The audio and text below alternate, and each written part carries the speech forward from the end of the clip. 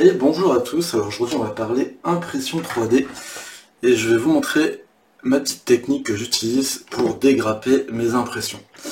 Alors là il s'agit d'un modèle de chez Lord of the Print, je crois qu'ils sont français. Donc il a subi son petit bain de rinçage à l'alcool isopropylique ou à l'alcool à 95. En ce moment j'utilise l'alcool à 95, je trouve que ça marche bien.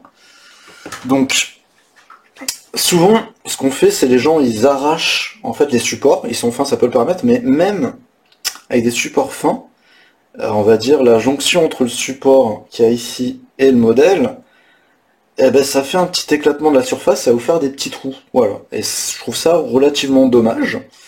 Parce que même à la sous-couche, surtout si vous la faites à l'aéro, donc vous allez avoir une sous-couche fine, eh ben ça va se voir en fait. Voilà. Et vous avez des super modèles. Et du coup, vous allez le voir impacté par ces petites traces de dégrappage. Voilà. Donc la solution, c'est un bac d'eau qui va servir qu'à ça avec de l'eau chaude, le plus chaude possible que vous pouvez avoir en sortie de robinet. Donc ça doit être aux alentours de 70 degrés. Et je laisse tremper mon modèle. Voilà. Pas besoin de le laisser tremper très longtemps. Vous pouvez utiliser la même technique si votre résine, que ce soit de la résine que vous ayez print ou que vous ayez acheté, par exemple du Forgeworld ou n'importe quoi. Même technique pour retordre la résine. Voilà. Donc on va pas laisser tremper toute la nuit, juste quelques minutes. Voilà. Alors bien sûr, cette eau, vous ne la jetez pas dans l'évier. Vous mettez vos bacs dehors et vous attendez que ça s'évapore. Parce que même si la résine, elle a été polymérisée, je sais plus comment on dit, excusez-moi, il y a toujours un petit peu de la résine, on va dire, liquide, et c'est extrêmement toxique. C'est totalement interdit de jeter ça dans l'eau. Alors on vous retrouvera pas, mais si ça va dans les canalisations nappes phréatiques, c'est totalement illégal, et c'est extrêmement... Il y a des raisons à ça, c'est que c'est extrêmement polluant. Donc voilà, un minimum de bon sens et de respect pour les autres. On ne jette pas sa flotte, quelle qu'elle soit, dans les chiottes, l'évier ou où que ce soit. Soit on la réutilise, on la fait chauffer, soit on la met dehors et on attend que ça s'évapore. Voilà. Donc, là, ça a pris son petit bain d'eau chaude, voilà. Voilà, c'est bon, là, ça rentre ça. On prend sa spatule et on va déjà commencer à enlever son modèle du plateau. Donc, je prends un angle bien à plat, je suis vraiment à plat. Voilà. Je fais une petite encoche. Une fois que l'encoche elle est faite, voilà. Une fois que l'encoche elle est faite et que ça se décolle, là, j'ai juste à pousser, sans forcer en plus, je n'ai pas besoin de forcer. Et voilà, tout propre. Pareil ici, je vais essayer de, à plat, voilà, là j'ai trouvé un petit levier, pareil.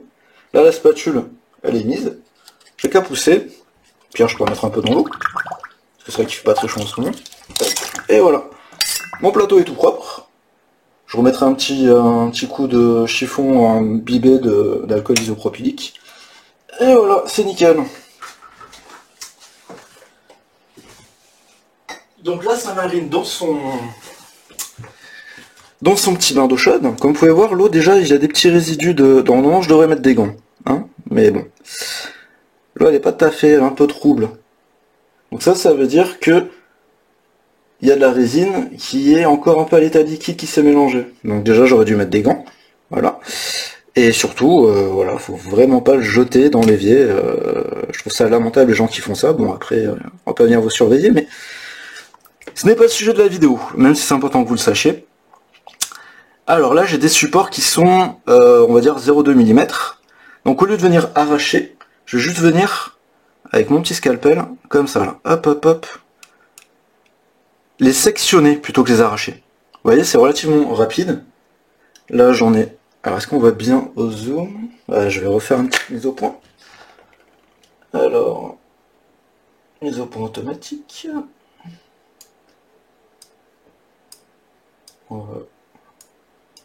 Mise au point automatique et manuel, bien sûr. Vous l'avez bien compris. Alors, pareil. Ici, là, j'ai des petits supports tout fins.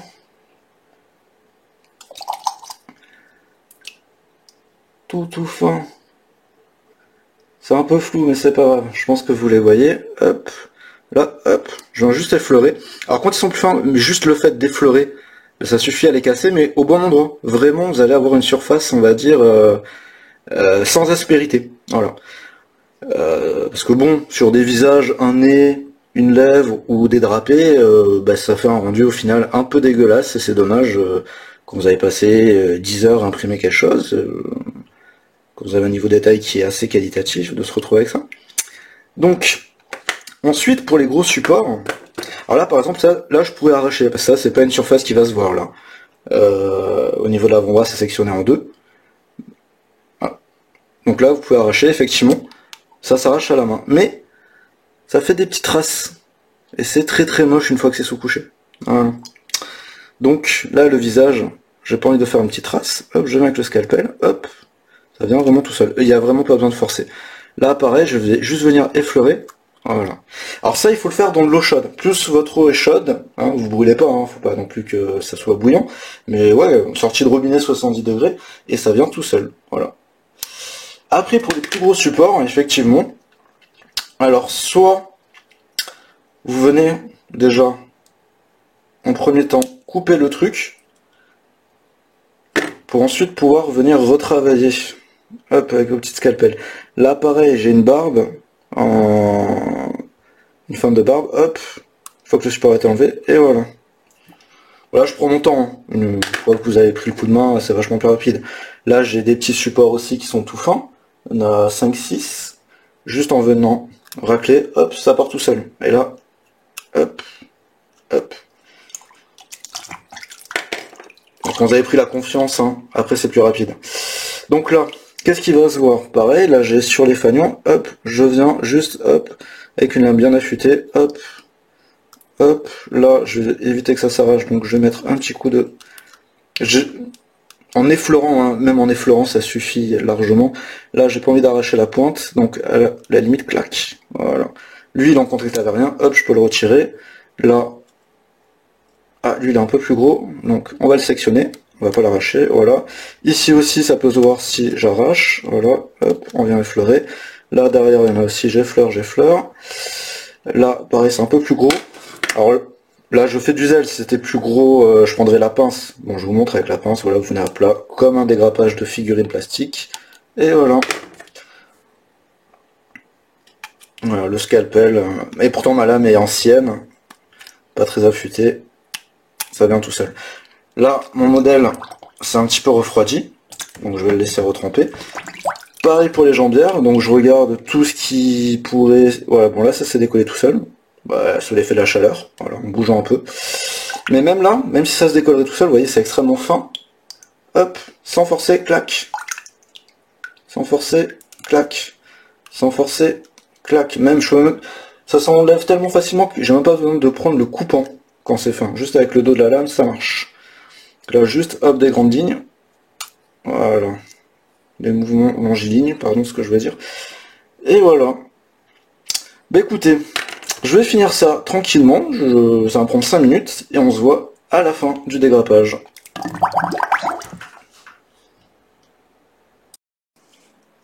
Et voilà, comme promis, on se retrouve avec notre modèle qui est totalement ébardé, sans aucune trace, pour ainsi dire.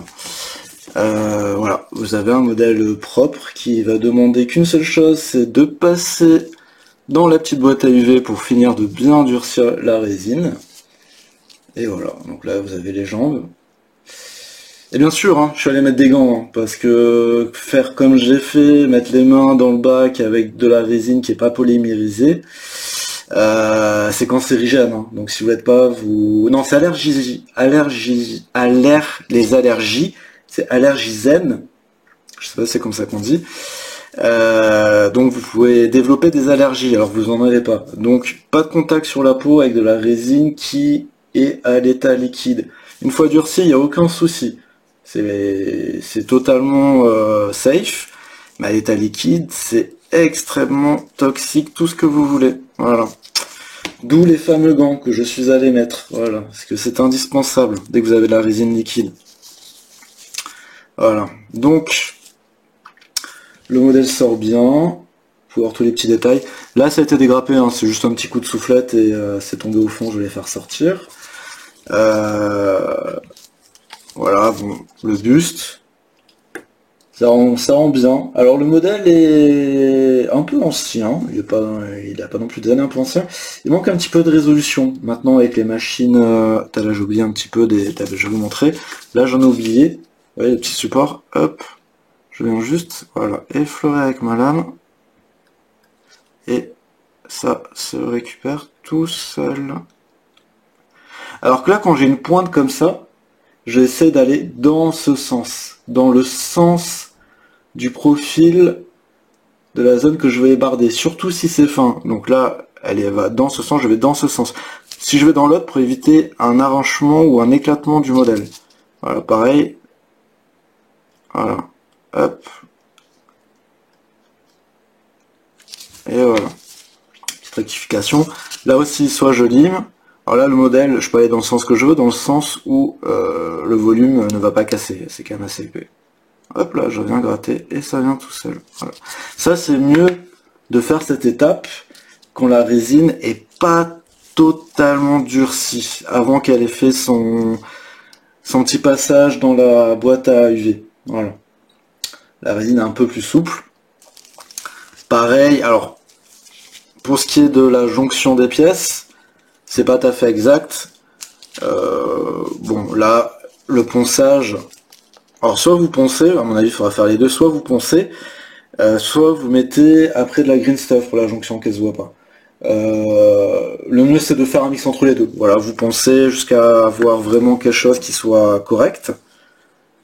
Et le petit trou qui va rester, la petite fente, quand elle fait un dixième de millimètre, là 2 mm c'est trop, on va pas mettre du milliput là-dedans. Hein.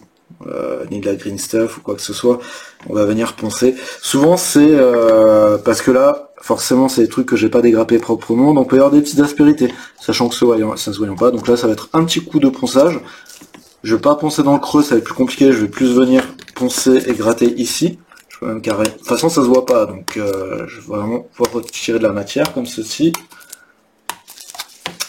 Et petit à petit, voilà, je vais me mettre à niveau. Déjà, là, c'est un peu moins. Et ainsi de suite. Voilà. Bon, bah écoutez, j'espère que cette petite vidéo vous aura plu. Le reste, on va se retrouver pour, je pense, la peinture. Alors, pas de tuto. Les tutos peinture viendront plus tard. Là, on va finir d'imprimer les bras, le socle. Et on basculera sur d'autres types de vidéos en attendant qu'elle soit finie. Voilà, je sais pas quand je vais publier cette vidéo, donc je souhaite de bonnes fêtes, une bonne fin d'année, ou une nouvelle année qui commence bien, en espérant que cette petite vidéo vous aura plu, et à bientôt!